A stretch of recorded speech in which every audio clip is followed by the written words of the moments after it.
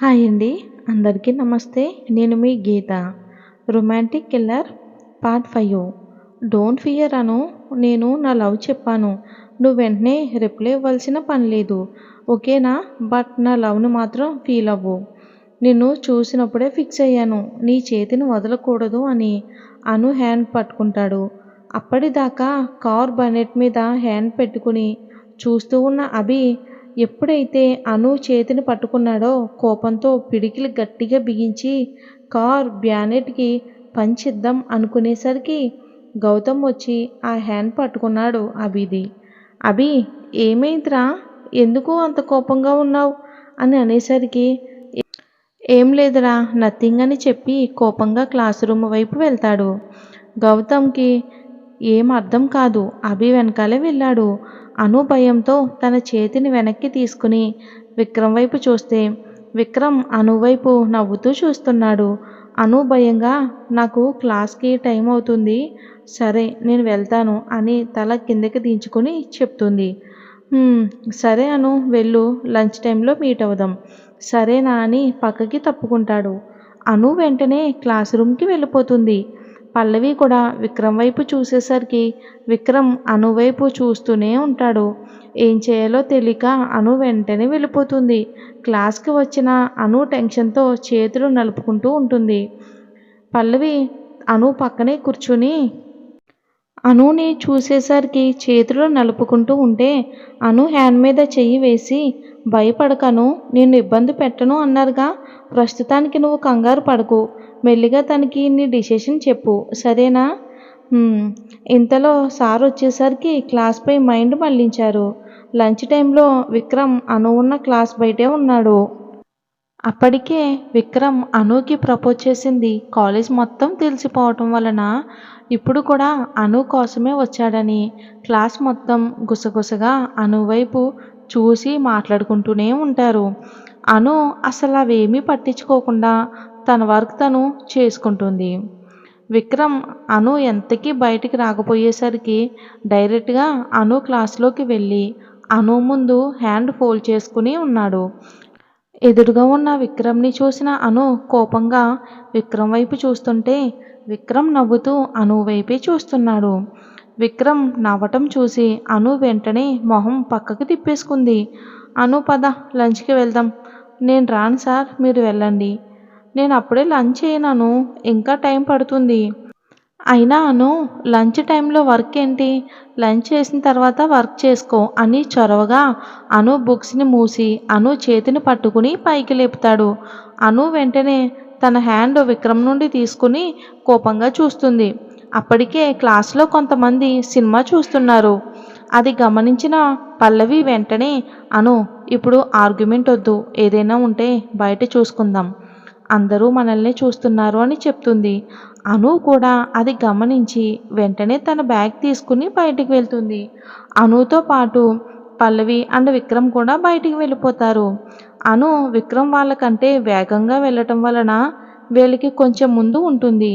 అను నడుచుకుంటూ వెళ్తుంటే ఎవరో తన చెయ్యి పట్టుకుని క్లాస్ రూమ్లోకి లాగుతారు. అనుకి భయం వేసి అరుద్దామని అనుకుంది. అలా అరవలేక తన నోరునెవరో చేతితో మూసేస్తారు. మన హీరో అభి ఇంకెవరో కాదు. అను షాకుతో కళ్ళు పెద్దవి చేసి అభిని చూస్తుంది. అసలే అనువి పెద్ద కళ్ళు, వాటిని ఇంకా పెద్దవి చేసి చూస్తుంది. అభి కొన్ని నిమిషాలు అను కళ్ళలోకి చూస్తూ చేతిని తీసేస్తాడు.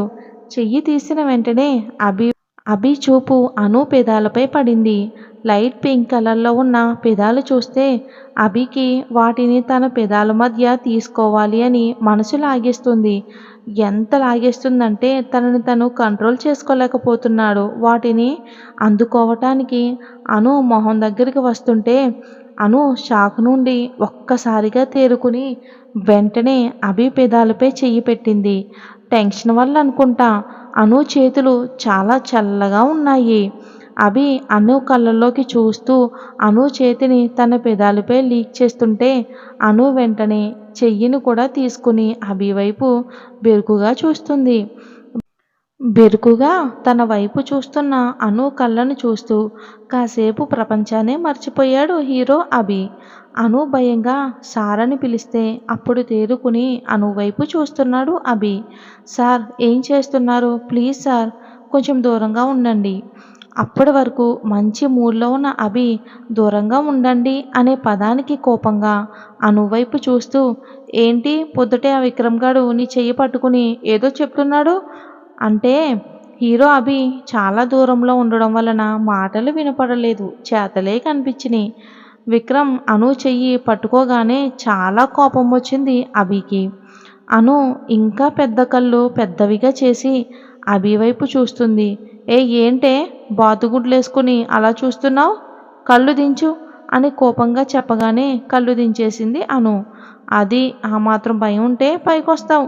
ఇప్పుడు చెప్పు ఏం మాట్లాడ్డాడు? అది జస్ట్ నార్మల్గా మాట్లాడ్డారు సార్ అంతే.